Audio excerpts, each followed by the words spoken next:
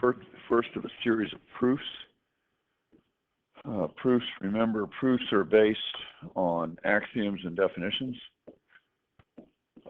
This proof is given in your textbook on page 155. And the proof is to show that if f of x is differentiable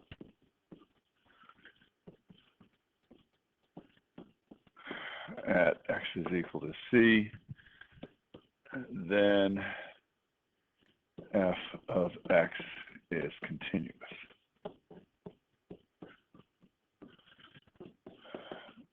Okay.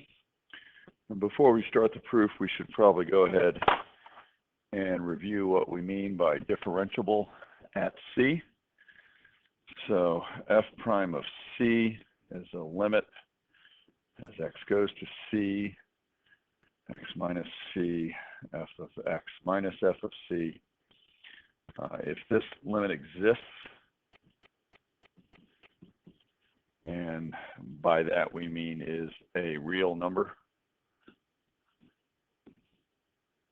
then we say the function is differentiable at c. What number is this? You might want to recall that the derivative is the slope of the tangent line. So if you have a function and the limit exists, you can draw a unique tangent line to the point on the function, and the slope of that line is the derivative. Okay, how about continuity? What does f of x continuous at c mean? Okay, so f of x is continuous at x is equal to c. This is a definition, remember, if and only if. F of c is defined. The limit as x goes to c of f of x exists. And probably more importantly, that the functional value of the function, right, f of c, is the same as the limiting value when x gets close to c. And in point of fact, these first two bullets, I and II, are contained in this. The equal sign means you have a number equal to another number, and those numbers are obviously the same because they're equal. Well, this limit, right, exists. That means we have a real number, L from the definition of limit, and f of c is defined, means that we have a y value, right? Y is f of c, and that is a real number. So if we wanted to sort of clean up the definition of continuity at c, we can actually delete these first two bullets and simply stay with the third one, realizing that this implies we have one number equal to another number. Okay, let's go back to what we're trying to show. We're trying to show that if this limit here exists, if the function is differentiable at c, then somehow we must end up at this conclusion that f of c is equal to the limit as x goes to c of f of x. Many proofs start with a hypothesis. This one's going to start with a limit as x goes to c of f of x minus f of c. So we're going to consider this limit, and we're going to suppose that this limit does exist, that this, in fact, is a number. Okay. And then from this number, we're going to do some various things. So the first thing we're going to do is we're going to multiply the difference, f of x minus f of c, by the number 1,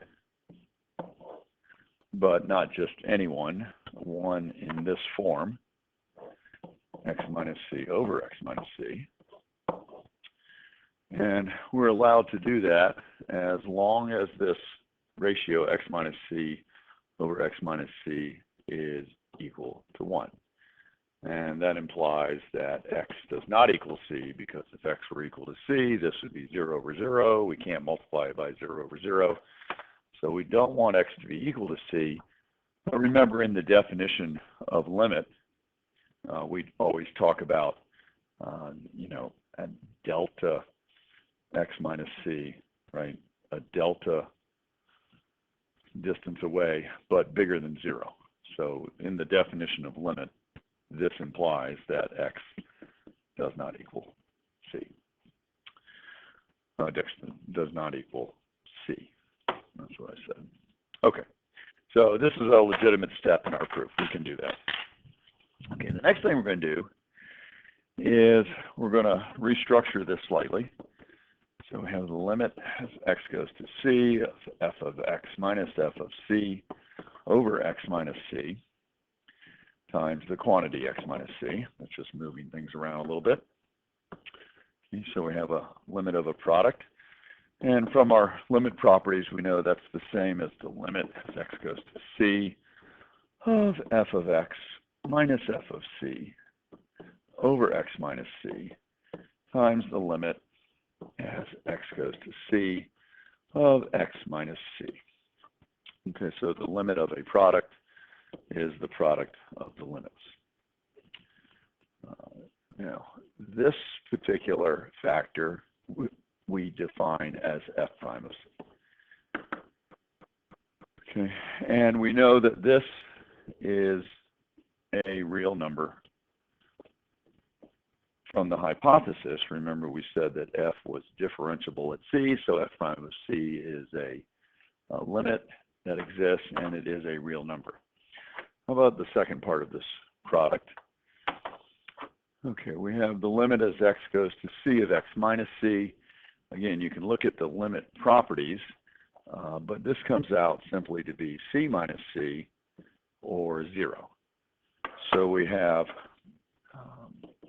f prime of c, which is a number, times 0, which is 0. Okay. Some students may wonder, why do all the preliminary work? Isn't this obviously true?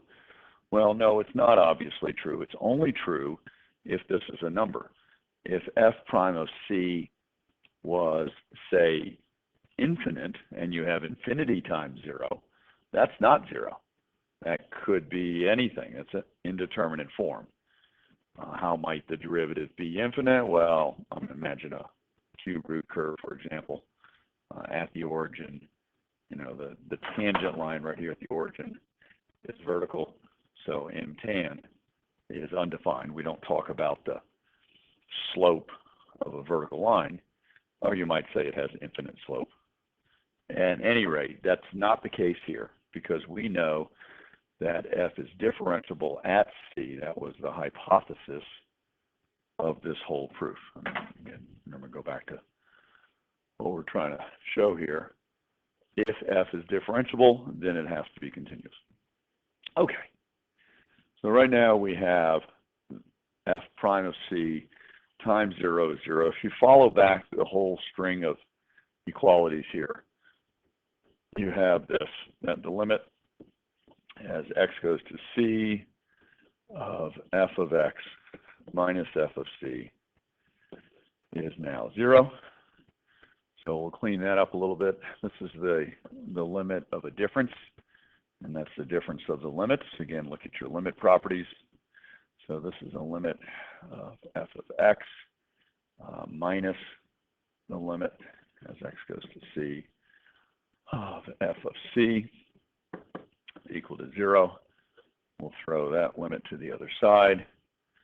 So we have the limit as x goes to c of f of x is now the limit as x goes to c of f of c. Note that this is a defined real number. It is a constant. And from the limit properties, again, the limit of any constant is the constant.